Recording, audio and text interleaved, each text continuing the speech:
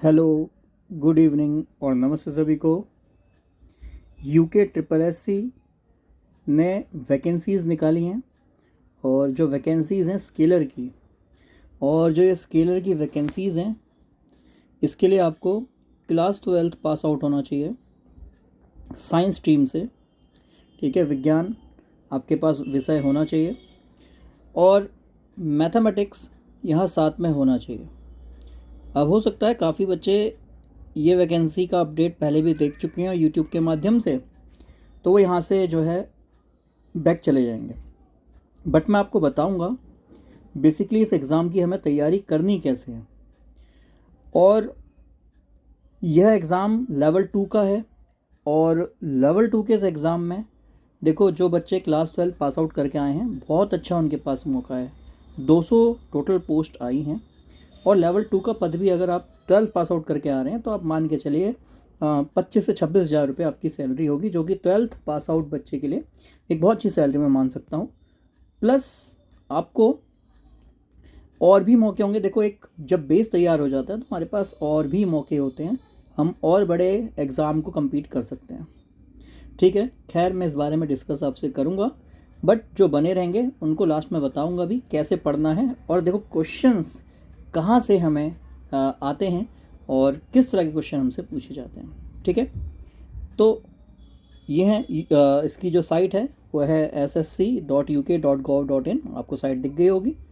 और जो exam notification आया था 14 मार्च को और 18 मार्च से फॉर्म भरना शुरू हो चुके हैं, जिसकी लास्ट डेट आप देख पा रहे हैं ये 8 अप्रैल 2024 है।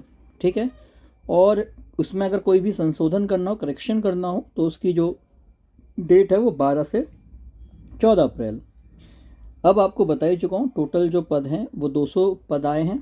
साइट आपको बता चुका हूँ, साइट का लिंक भी मैं आपको डिस्क्रिप्शन में दे दूँगा। और आपको जो एग्ज़ाम है ये ऑफलाइन होगा। मैं आपको बताया था, बहुत सिंपल है कि 100 मार्क्स का ये एग्ज़ाम है और इस 100 मार्क्स के एग्ज़ाम के लिए आपको टोटल 120 मिनट मिल रहे हैं। ठीक है ना, 120 मिनट मिल रहे हैं, दैट मीन्स 2 घंटे का एग्ज़ाम होगा।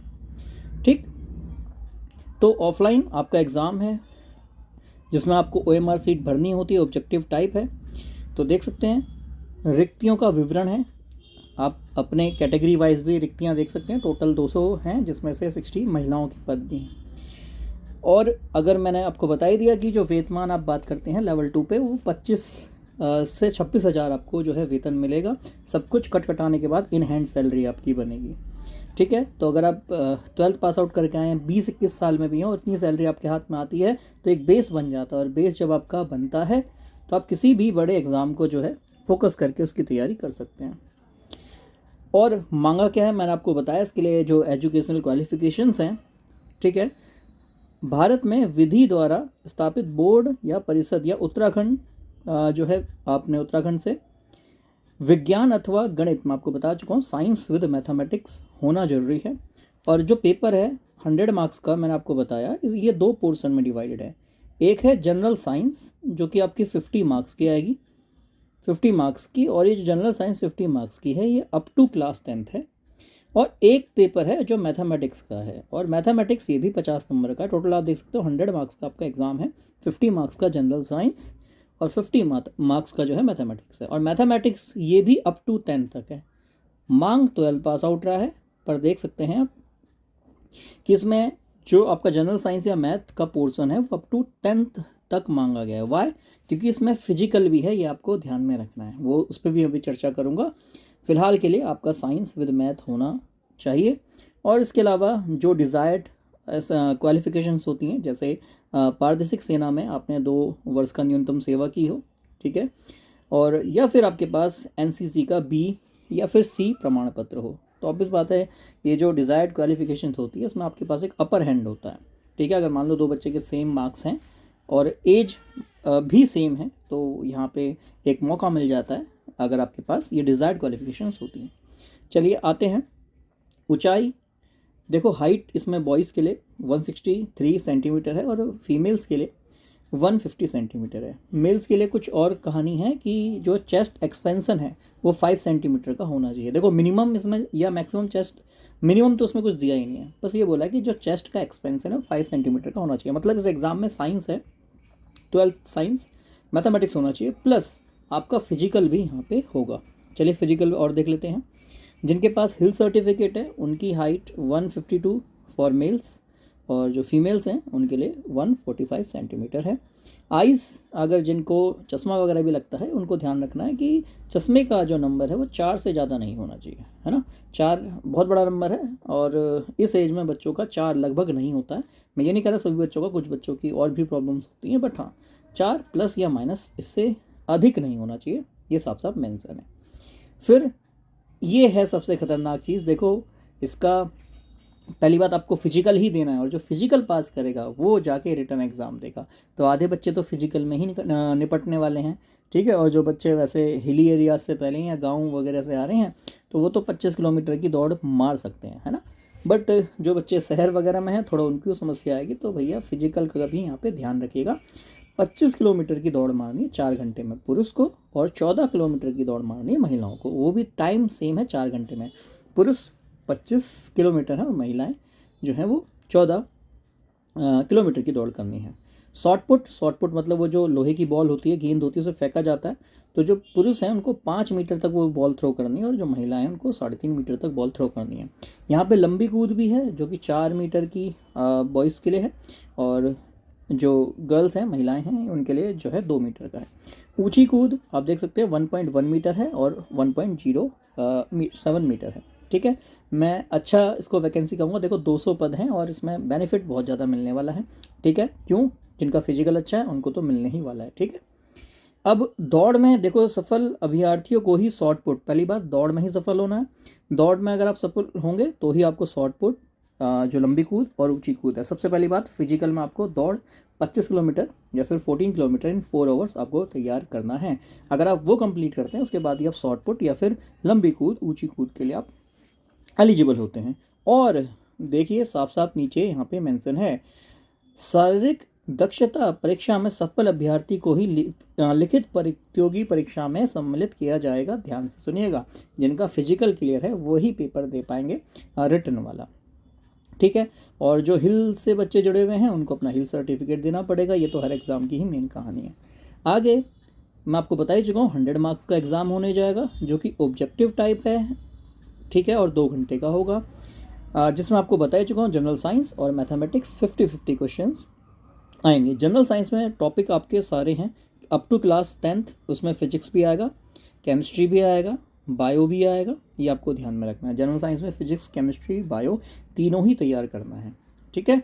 और मैथमेटिक्स का 50 मार्क्स का अलग है अप टू 10th। तो देखो ये जो मैं इसका मेन बात करूं कि जो इसका रिटर्न एग्ज़ाम है ना, रिटर्न एग्ज़ाम जो है MCQ टाइप, यह थोड़ा इजी है, बट फिजिकल थोड़ा सा मैं से जो बच्चे शहर वगैरह एरिया में रह रहे हैं उनके लिए टफ कहूँगा। बाकी हिली एरियाज़ वाले बच्चे फिजिकल कर लेते हैं, और ऑब्वियस बात है वो पहले से ही फिजिकल की तैयारी अच्छी कर रहे होते हैं, ठीक है। तो उनको यहाँ पे बेनिफिट मिलेगा, बट मैं ये नहीं कह रहा देखो बाकी बच्चे हार माने, आप भी तैयारी कीजिए, 200 पद हैं, ठीक है। चलिए इसके अलावा देखो जो एग्ज़ाम आप देंगे, ठीक है, उसमें भी मिनिमम 45% जनरल OBC या फिर EWS के बच्चों का होना चाहिए, और SC ST को मिनिमम 35% तो लाने ही लाने हैं, ठीक है। अच्छा एक चीज़ और, एग्ज़ाम में नेगेटिव मार्किंग है क्या? हाँ जी, मैं ये भी बता देता हूँ।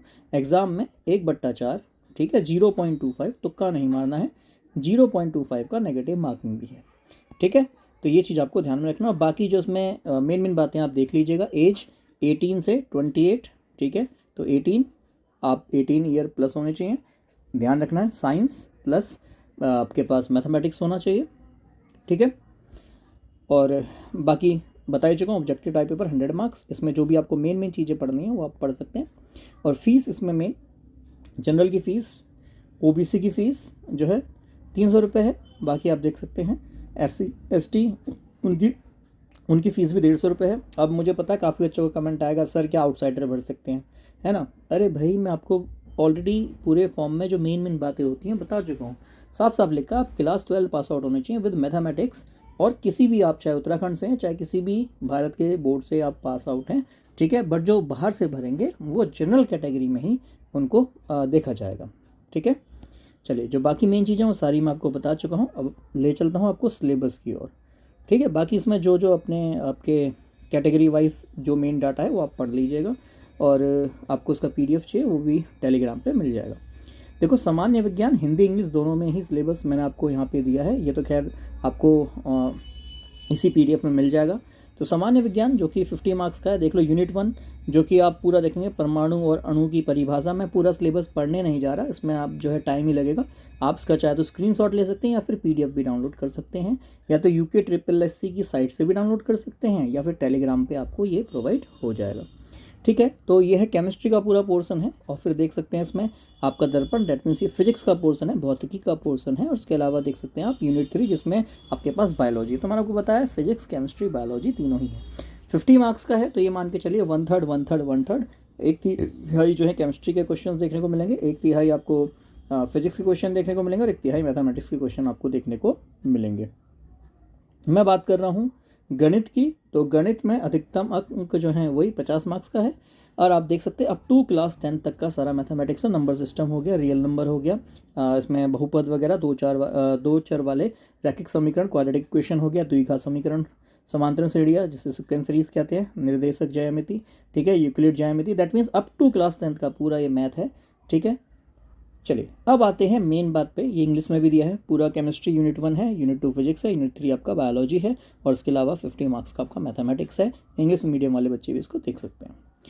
अब आते हैं मेन बात, सर तैयारी कैसे करें, ये बहुत बच्चों का प्रश्न होता है।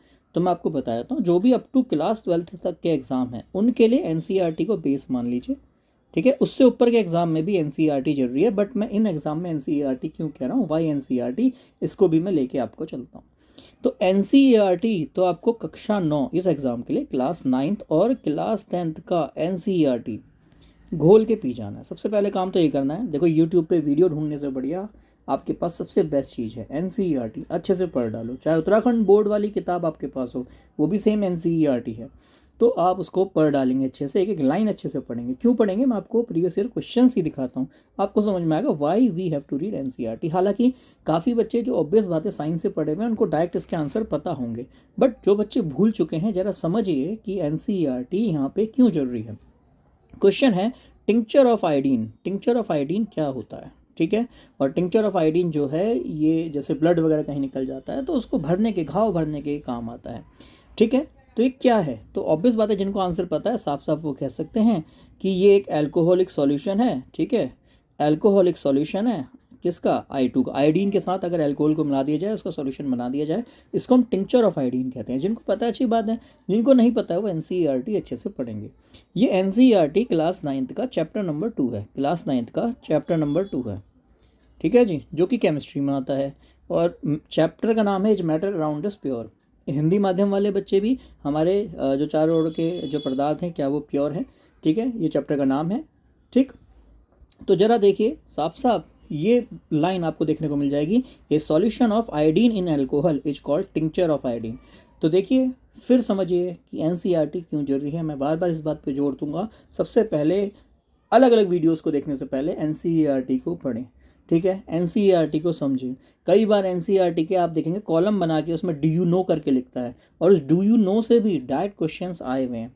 आज की वीडियो को मैं ज़्यादा बड़ा नहीं बनाना चाह रहा, इसलिए मैं और क्वेश्चंस लेके नहीं आया, केवल 4-5 एग्जाम्पल आपको दे रहा हूँ ताकि आपको समझ में आए कि NCERT क्यों जरूरी है। वाई NCERT, हर कोई कहता तो है सर NCERT पढ़ लो, बट क्यों पढ़ लो, क्या रीज़न है, तो रीज़न आपको दिख रहा होगा सामने सामने कि सर NCERT से डायरेक्ट क्वेश्चन हमें देखने को मिल रहा है, टिंक्चर ऑफ आयोडीन पूछा है और NCERT में हमें पढ़ने को मिल रहा है। और देखो ब्लड एजे, ब्लड क्या होता है, जो हमारा रुधिर है ये क्या है, तो जिनको आंसर पता है डायरेक्ट पता होगा कि sir it is a connective tissue, है ना, ये एक संयोजी ऊतक है। ठीक है, तो ये जो क्वेश्चन है आते हैं, देखो ये है connective tissue, same class 9th। ठीक है जी, क्लास 9th का जो टिश्यू चैप्टर है, आई थिंक छठा चैप्टर होगा टिश्यू। ठीक है, ओल्ड NCERT का तो छठा है, न्यू NCERT का आई थिंक कुछ चैप्टर रिड्यूस हुए हैं, तो आई थिंक ये 5वां चैप्टर हो सकता है। हाँ, पढ़नी कौन सी है NCERT ये भी बता देता हूँ, प्लीज़ ओल्ड NCERT को पढ़िएगा, जब भी आपका सारा सिलेबस मिलेगा, है ना। न्यू NCERT में आपको सिलेबस नहीं मिलने वाला। ओल्ड NCERT जिनके पास नहीं है टेंशन ना लीजिए, जब आप यूट्यूब पे यहाँ तक पहुँच रहे हैं, देख रहे हैं, तो आप इसका PDF भी डाउनलोड कर सकते हैं ना, ओल्ड NCERT के सारे चैप्टर देखिए और उसका PDF डाउनलोड कर लीजिए। तो देखो क्वेश्चन क्या था हमारा कि ब्लड एजे है ना, डायरेक्ट क्वेश्चन है, बल्कि पैराग्राफ की पहली ही लाइन है कनेक्टिव टिश्यू और उसमें लिखा है blood AJ type of connective tissue, है ना। कक्षा 9 का NCERT से हमें क्वेश्चन देखने को मिला है, ठीक है। और देखो कह रहा है द इनर मोस्ट, देखो एक केमिस्ट्री का क्वेश्चन भी देखा, एक हमने बायो का क्वेश्चन भी देखा, एक फिजिक्स का क्वेश्चन भी देखते हैं, क्योंकि ह्यूमन आई फिजिक्स में आता है, आपको पता है क्लास 10th NCERT ह्यूमन आई चैप्टर है। कह रहा है कि जो मानव नेत्र है उसकी सबसे भीतरी परत कौन सी है, ठीक है। जिनको आंसर पता है वो डायरेक्ट बता देंगे सर रेटिना, है ना, क्योंकि रेटिना पे ही इमेज बनती है, लाइट सबसे लास्ट में वहीं पे ही पड़ती है, सबसे इनर मोस्ट लेयर वही है। तो ये रहा क्लास 10th का चैप्टर द ह्यूमन आई, है ना, द ह्यूमन आई, और इसके बारे में ह्यूमन आई के बारे में दिया है। जरा देखो कि इसमें जो कोर्निया है सर वो तो बाहर की तरफ है और जो रेटिना है वो अंदर की तरफ, और क्वेश्चन भी ये पूछा गया है कि इनर मोस्ट पार्ट कौन सा है आई का, ठीक है। तो अब सभी को पता चल गया होगा कि NCERT कितनी इंपॉर्टेंट है।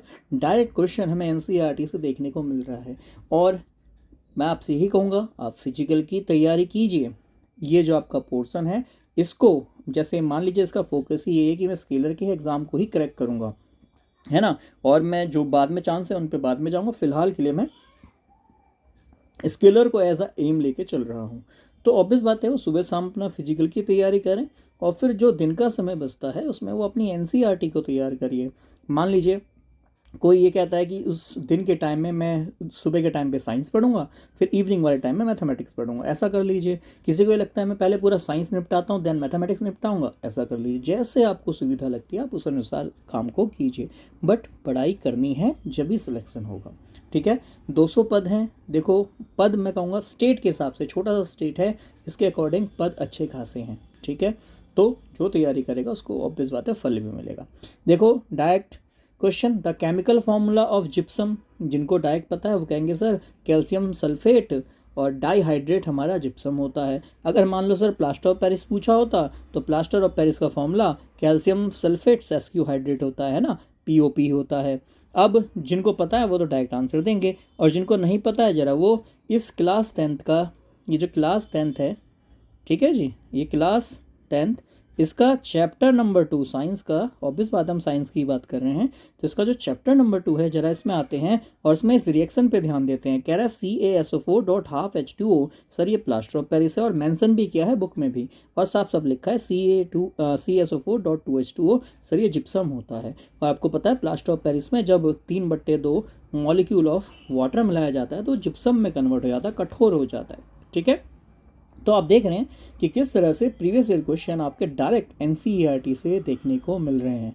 तो आई थिंक अब आपको समझ में आया होगा कि आपका जो जनरल साइंस है, फिर से एक बार अपडेट सारा मैं आपको दे देता हूँ। आपका जो पेपर है सर वो 100 मार्क्स का है, बट ये पेपर तब दोगे जब आप फिजिकल पास करोगे। फिजिकल में पहले दौड़ करनी है, उसके बाद जाके आपके बाकी फिजिकल कंप्लीट होंगे। फिर उस फिजिकल को कंप्लीट करने के बाद आप रिटर्न में आएंगे जो 100 मार्क्स का होगा। 100 मार्क्स का होगा, उसके लिए आपको 120 मिनट्स मिलेंगे, 2 घंटे मिलेंगे। इस 2 घंटे में आपका जो सिलेबस है 2 पोर्शन में है, एक है जनरल साइंस और दूसरा है मैथमेटिक्स का, ठीक है। जनरल साइंस है 50 मार्क्स का है, जिसमें physics chemistry mathematics up to class 10th आपको अच्छे से तैयार करना है। पहले NCERT पढ़नी है, उसके बाद जो भी डाटा दिखता है वो सारा अपने अंदर सोख लो, क्योंकि भैया एग्जाम में सबसे बेस्ट देना है। मैथमेटिक्स में भी सेम कहानी, अप टू क्लास 10th तक का मैथमेटिक्स NCERT अच्छे से जो है खा लेना है। उसके बाद ऑब्वियस बात आपको चाहे RD शर्मा या कोई सी भी किताब करनी हो वो आप अपने अकॉर्डिंग कर सकते हैं, ठीक है। और अब आते हैं आगे। अब जिन बच्चों को लगता है कि सर जनरल साइंस आप पढ़ाइए, देखिए जनरल साइंस में पूरा A to Z पढ़ाऊंगा विद NCERT, और NCERT के अलावा प्रीवियस ईयर क्वेश्चन जहाँ से पूछे गए हैं वो। बट मेरी भी शर्त है, गिव एंड टेक वाला सिस्टम है, और अगर आप इस वीडियो को शेयर करेंगे और इसमें एटलीस्ट 50 लाइक्स आते हैं, जिस दिन 50 लाइक्स आ गए और ये 50 कमेंट्स आ गए कि सर हमें आप ये पूरा मैथमेटिक्स और जनरल साइंस का पोर्शन तैयार कराइए, तो मैं आपको यूट्यूब पे पूरा जनरल साइंस और मैथमेटिक्स तैयार कराऊंगा, और कोशिश करूंगा ये जो बैच है फ्री ही रहे आप सभी के लिए। बट गिव एंड टेक वाला सिस्टम है, पहले ज़्यादा से ज़्यादा उसको शेयर करना है। 50 लाइक्स का टारगेट, 50 कमेंट्स का टारगेट जब ये आ जाएगा कि सर हमें तैयारी कराइए, तो बिल्कुल मैं आपको तैयारी कराऊंगा। और आपको ये भी समझ में आ गया होगा कि मेरी तैयारी आपको किस बेसिस पे कराई जाएगी, और NCERT बेसिस पे कैसे क्वेश्चंस आते हैं ये भी मैं आपको तैयार कराऊंगा, ठीक है, तो खैर आज की क्लास को इतना ही रखता हूँ। Bye bye and take care.